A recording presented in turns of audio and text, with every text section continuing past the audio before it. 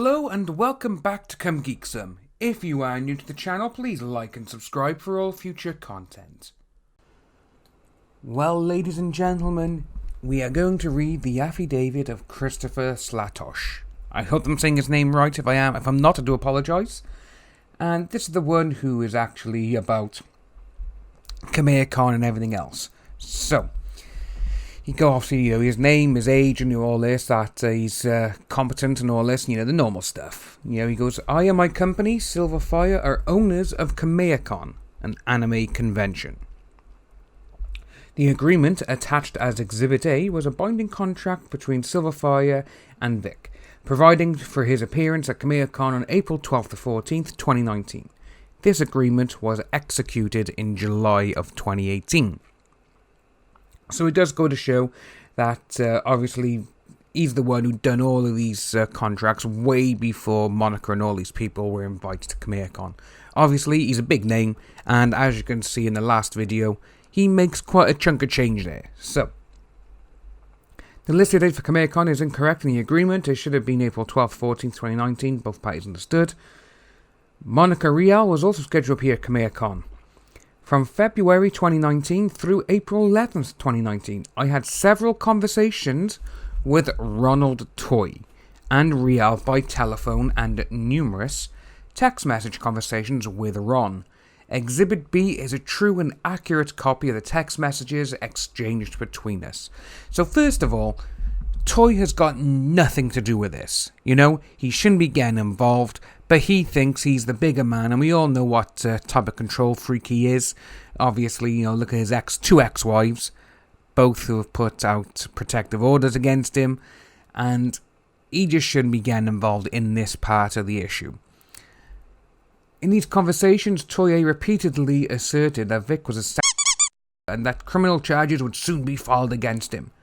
Well, first of all, nothing's been done against him. Has anyone else noticed that? Or is this just him just trying to strong-arm someone? Which it most likely is. Toy urged me repeatedly to terminate his appearance. I told him that this would breach the contract we had with him. He urged me to do it anyway, emphasising that charges would be filed before Kameha, which they weren't. Nothing's happened. They haven't done any charges against him, and by the looks of things, nothing will happen.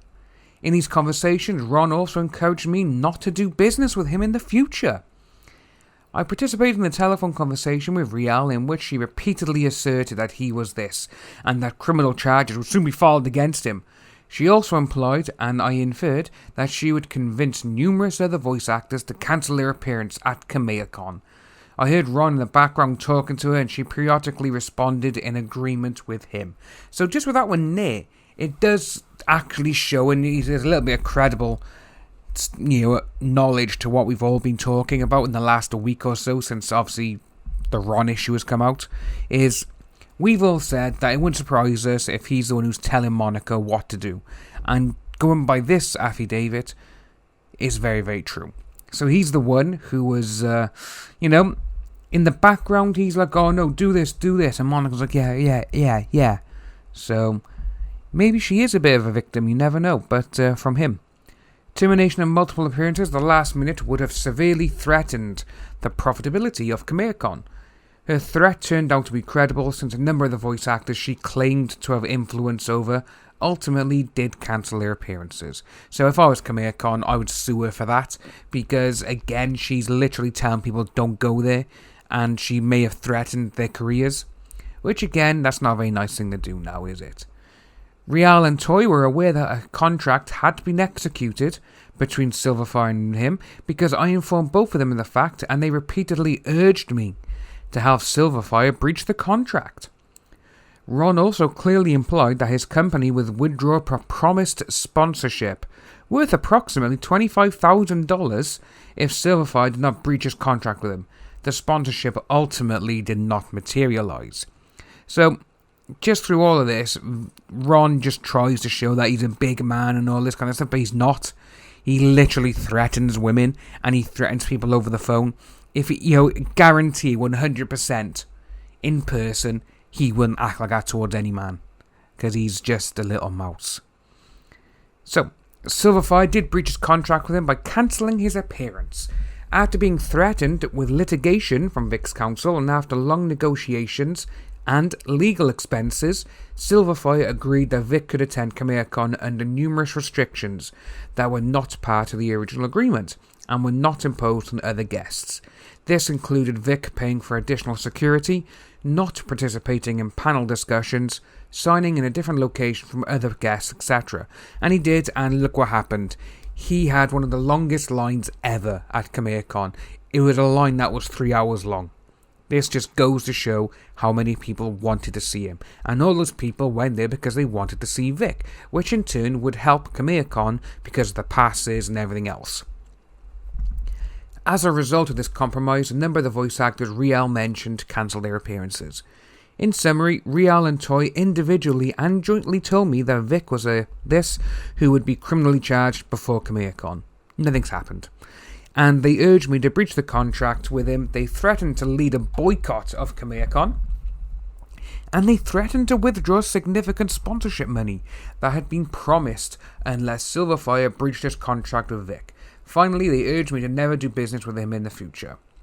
And this was done on the 30th of August again. And this is just absolutely brilliant because, obviously, they have got the actual Silverfire contract there, but I'm not going to post that here. But I will leave a link to the actual document below. And it's just brilliant to see because these people are coming out in support of Vic, which is absolutely amazing. This is exactly what he needs because you can't have these type of people going around and saying all this stuff with intent to hurt him, and it's just cancel culture because all the people who shout and moan and scream at the top of their lungs on social media and all this, they don't have any evidence against the person they're having a go at. This is one of the key issues with it, is that again, people believe everything they read or see on social media. These people, the ones who do believe everything, like this, and the ones who had jumped on the other side, on the KV side, a lot of them don't even know who Vic is, and a lot of them are just there because, oh my god, someone has said this happened to someone who's, like a fourth cousin from them. So it's literally Chinese whispers sort of thing, And they've all gone differently and it doesn't really happen. It's not exactly going to go great. If you are new to the channel, please like and subscribe. Hit that notification bell for future updates. And I'll see all you lovely people soon.